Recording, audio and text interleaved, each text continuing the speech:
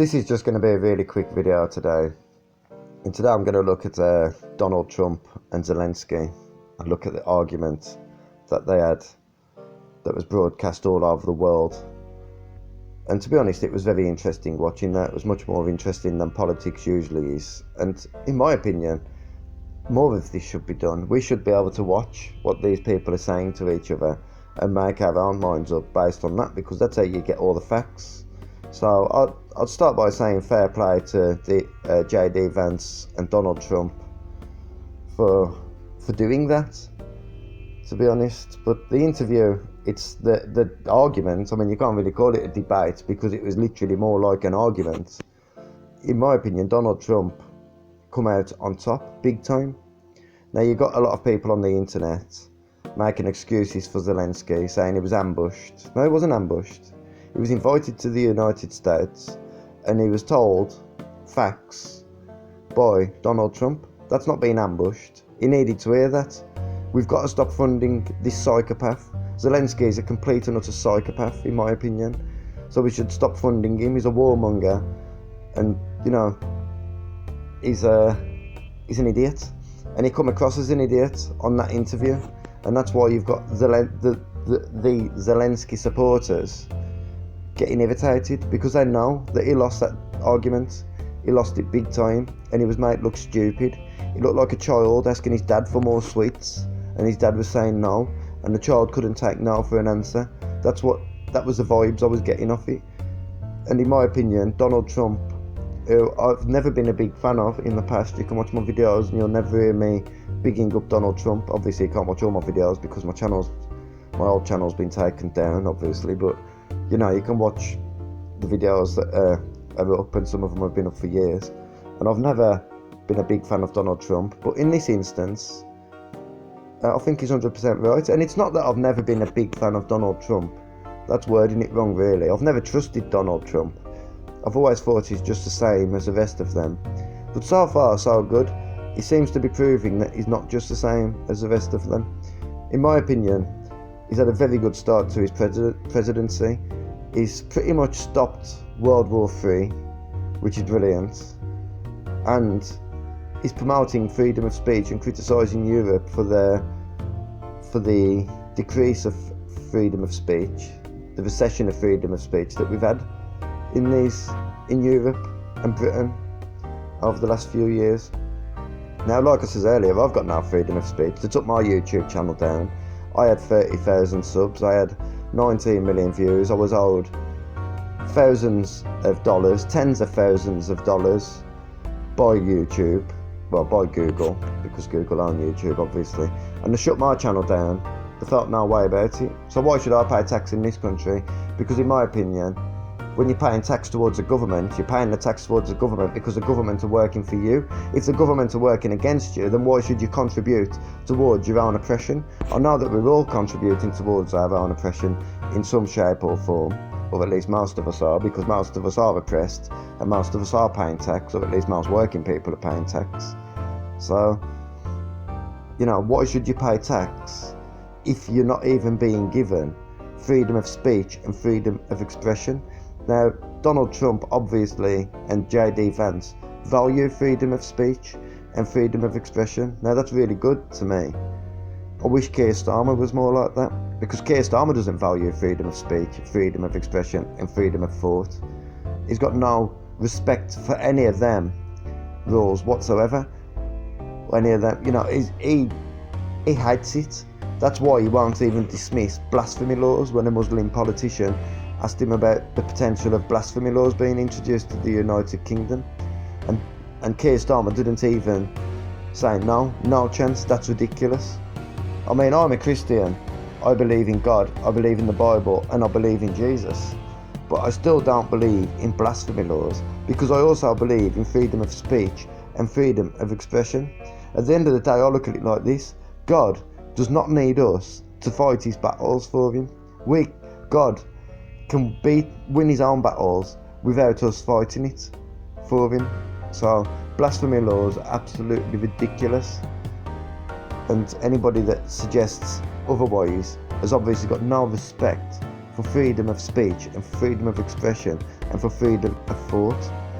Now Britain is quickly moving towards a very dark place, in my opinion. We're quickly turning into some sort of almost Islamic state, the way that we're going. Not considering blasphemy laws, not ruling them out immediately. That should be ruled out with one word as soon as the politician asked Keir Starmer. Keir Starmer just says no. Don't be ridiculous. We're in the year 2025. We don't need blasphemy laws. God doesn't need blasphemy laws. Keir Starmer doesn't even believe in God. But Keir Starmer likes to please everybody all the time. That's why he says he was going to nationalise the railways, and then he wasn't going to nationalise them, then he was, and then he wasn't. You know what I mean? And that's why he wouldn't mind blasphemy laws being brought in, because this government will do anything to control what we say. They hate us criticising them, but tough shit at the end of the day, because these people need criticising, because Keir Starmer is a dangerous man, much more dangerous than Donald Trump. But I'll tell you what else is dangerous. These idiots, and a lot of these people I'm talking about are actually full-grown adults. Some of them are in the 50s and the 60s and shit, and they still haven't learnt the lessons. These idiots that are damning Trump because he's avoided World War III. I mean, I've heard it all. I've heard people say that Trump is a fascist, and it's like, well, is Trump a fascist? Let's just have a look at the facts. What is a fascist? A fascist is somebody that tries to control everything and everybody, and if you don't do what they want you to do, they'll use some sort of violence against you. Now, Donald Trump is actually defending freedom of speech, and he's criticising Europe for the recession of freedom of speech in Europe and the United Kingdom over the last few years, which in my opinion is good, because Britain has got no love at all for freedom of speech. Well, the establishment haven't anyway. The British establishment hate freedom of speech because the British establishment don't want to be criticised. So they silence us by saying it's hate speech and everything like that. And it's not hate speech. Just because you're criticising the government, the people that we pay, that isn't hate speech. That's our freedom. They work for us. We don't work for them. It's not the other way around. So, I've heard it all, honestly. I've heard people saying that Zelensky was ambushed, like I say, that Trump is Putin's puppet, and is this the way America treats its allies? How do you want America to treat their allies? Do you want America to just throw money at every single person and every single country that wants to fight a war around the world? Because that won't make America great again, will it? At the end of the day, that'll just end the world. And all these idiots that are so passionately defending Zelensky and Ukraine, I'll say this, one thing I wouldn't mind paying tax for is to ship these people over to Ukraine and Russia and let these people get on the front line and defend Ukraine against the Russians. Because it's better than the youth, people who have barely left school, going to do it, because them are the people that will be sent to do it when Keir Starmer decides to send his ground troops in there. But anyway, let's be honest, Ukraine's done. Zelensky's done. There is no war without American funding. Britain and Europe can't fund a war against Russia because they wouldn't have a hope in hell of beating Russia. So, it's game over for Zelensky, and it should be time now for a Ukrainian election and see if he can win and see if he can actually win an election and prove that the people in Ukraine are still behind him. Even the Conservative leader, I don't even know what her name is, but even the Conservative leader has just recently says in Parliament that Zelensky is a hero. How is Zelensky a hero? Give me one example, one thing that makes Zelensky a hero. The fact that he's going around the whole world with his little pot begging for money off all these rich countries makes him a hero. The fact he's expecting us to bring our armies, our troops over to there and defend his country, that makes him a hero. No, it doesn't. He's a warmonger.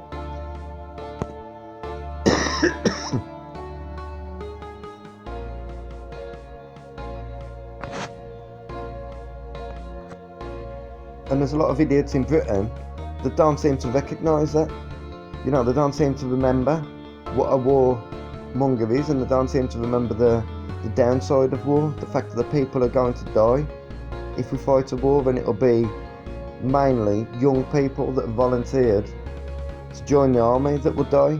Now you've got these people in other generations, including my generation, that are really annoyed at Donald Trump for doing this. You know, they're not saying this. Go over there. If you're that passionate about it, go over there, help him, help Zelensky, you knock yourself out. But don't expect us as a nation to keep throwing money at Ukraine when Britain is in an absolutely terrible state itself. There's places in the West Midlands, where I'm from, that literally look like a war zone. I mean, you know, Birmingham is one of the most disgusting places on the outskirts I've ever seen. Warsaw, the deterioration in Warsaw over the last few years, like the last 20-30 years, is absolutely shocking. And Wolverhampton, my own town, is run down and dangerous. I mean, there's so much crime, there's so much poverty, and you know, it's making Britain, you know, we're losing our identity. And like I say, we've got Labour MPs asking for blasphemy laws, like they want us to be some kind of Islamic state. But Britain isn't an Islamic state. Britain's a Christian country traditionally, and I'm a Christian as well, and there's many Christians that live in Britain, and I would rather it stay as a Christian country than an Islamic state, because Islamic states hate freedom of speech and freedom of thought and freedom of expression. Probably why Keir Starmer loves Islam so much, because he wants that to go. He doesn't want freedom of speech. I mean, Islamic states are oppressive, and yeah, I know Britain is oppressive at the moment, you know, and probably always has been as well. I mean, obviously the rich in Britain have always oppressed the poor. The only time that the poor get anything off the rich in Britain is when the rich are expecting us to die and fight for them, like we have over and over again. And now you've got idiots that don't seem to remember that the mainstream media lied about Iraq, lied about Libya, lied about Syria, and lied about Afghanistan, to, you know, propagated wars in them places, and nearly, well, all them wars have been proven to be completely wrong since, morally wrong, and, you know, objectively wrong. Just shocking, honestly. Murder is always wrong. When you're saying there, when you're there saying that you want Russia, Ukraine, or United States and the UK to fund this war, then you're basically causing the deaths of Ukrainian people and Russian people, and potentially even worse, you're potentially starting World War III. Like Donald Trump says, you're gambling with World War III, and you're gambling with people's lives, and you're doing it just because you don't like Donald Trump, and you're just looking for things to disagree with. I mean, at the end of the day, if, you know, you've got to realise that war is war. It's not like a